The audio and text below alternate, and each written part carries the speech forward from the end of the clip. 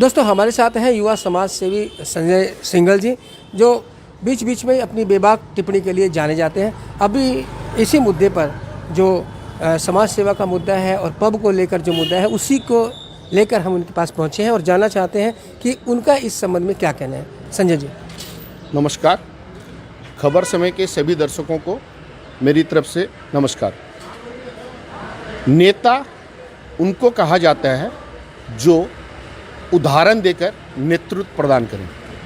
अब मैं आता हूं, सोनी जी, जिस चीज़ के लिए आप मेरे पास आए हैं, मैं सबसे पहले खबर समय और आपसे उस चीज़ पे टिप्पणी करने से पहले 2 मिनट का अतिरिक्त समय चाहूँगा और उसकी पृष्ठभूमि के बारे में बात कर लेते हैं। जो जिसके बारे में भी बात हो रही है या जो आरोपी है या सो कॉल्ड आरोपी है, यही व्यक्ति कुछ दिनों पहले गांधी मैदान में गौशाला की कमेटी के विरोध में अपने कुछ साथियों के साथ में धरने पर बैठा था।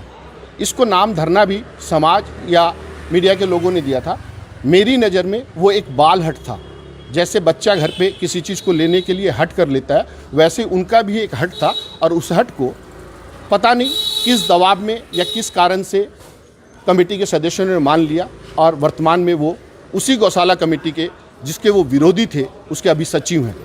और आश्चर्य की बात ये है कि उनके उस बाल हट को तो मान लिया गया और उसी बाल हट में अगर मैं सही हूँ तो सोनी जी आप भी शामिल थे और भी समाज के कई लोग शामिल थे।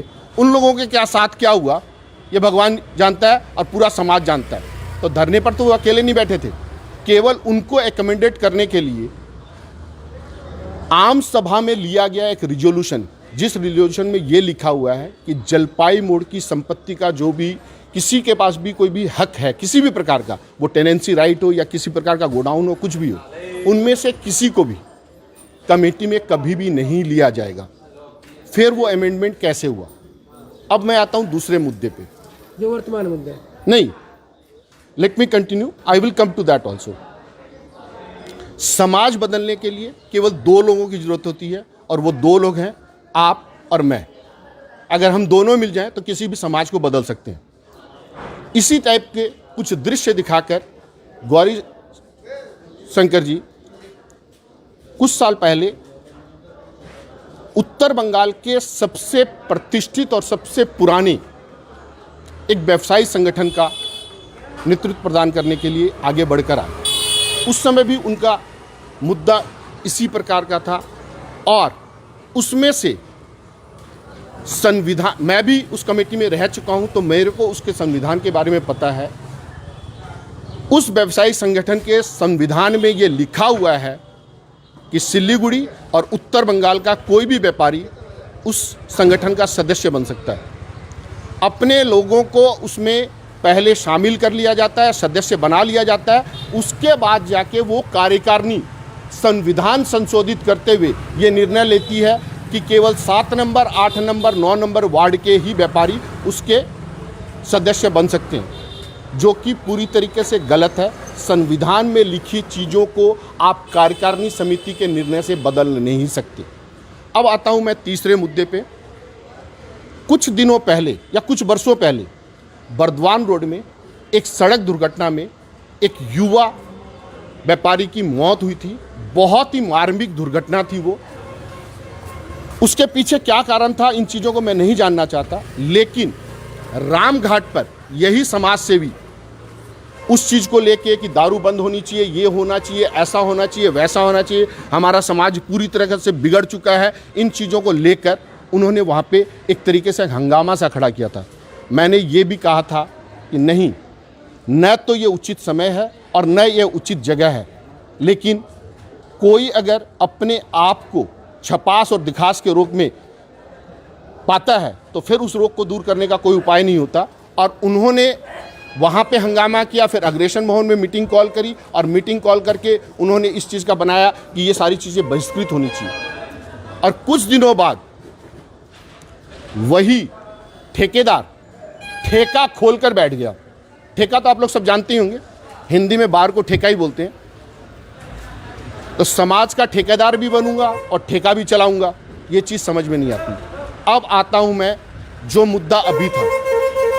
कुछ लोगों का कहना है ये कोई सार्केस्टिक पोस्ट थी, मेरे को नहीं पता, ये व्यंग्यपूर्ण पोस्ट हो सकती है, उचित थी अनुचित थी मैं इस पे भी नहीं जाता। एक बच्ची ने ये मांग रखी कि ये पोस्टर उसको ऑफेंडिंग लग रहा है और प्लीज़ इस पोस्टर को रिमूव किया जाए। हो सकता है उसने उसको ऑथेंटिकेट करने का कोशिश किया हो, उसने उसको अपने पुरजोर से उसका विरोध प्रकट किया हो, लेकिन आप भी तो यही करते थे। आप अभी अग्रेशन भवन के सामने कमेटी को बदलने के लिए आप वही वापस वाला बाल हट लेकर अग्रवाल सम्मेलन के विरोध में, अग्रवाल मंडल के विरोध में धरने पर बैठ गए थे।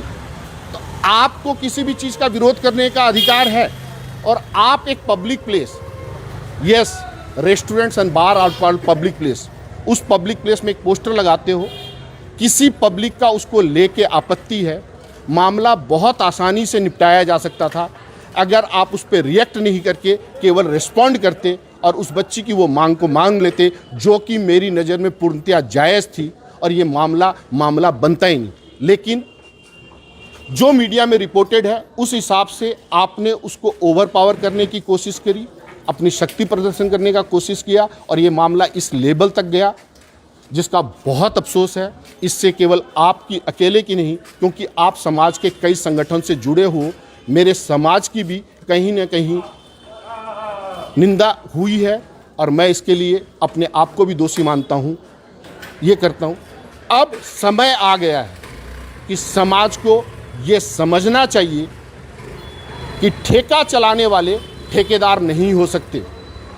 अगर आपको समाज बदलना है तो शुरुआत अपने आप से करो, पहले अपने आप को बदल लो, उसके बाद समाज बदलने का ठेका आप ले लेना। अगर आपको एक से शिकायत है आप उससे बात करो, आपको दो से शिकायत है आप उससे बात करो, आपको अगर हर किसी से शिकायत है तो कृपया अपने आप से बात करो। आप उस समाज पे, उस सामाजिक संगठनों पे आप लांछन लगाते हैं, आपको पता है उनका क्या योगदान रहा है इस समाज को बनाने में। आज अगर ये संगठन उस मुकाम तक पहुँचे हैं तो उन्होंने उनको सींचा है, मतांतर हो सकते हैं। मैंने जिस दिन ये जाना कि मेरे पिताजी सही थे, उस दिन मेरे बच्चे मेरे को कहते हैं पापा आप गलत हो। समय का फेर है, जनरेशन चेंज हो रही है, जो चीज़ उस दिन नहीं थी आज अवेलेबल है। कुछ चीज़ों में परिवर्तन जरूरी है, परिवर्तन समय के साथ आएगा। आप वो विश्वास जब तक पैदा नहीं करोगे, आपके पिताजी भी आपको गले की चाबी नहीं देते, समाज आपको गले की चाबी ऐसे कैसे उठा के दे देगा, आपको समाज नेतृत्व कैसे दे देगा।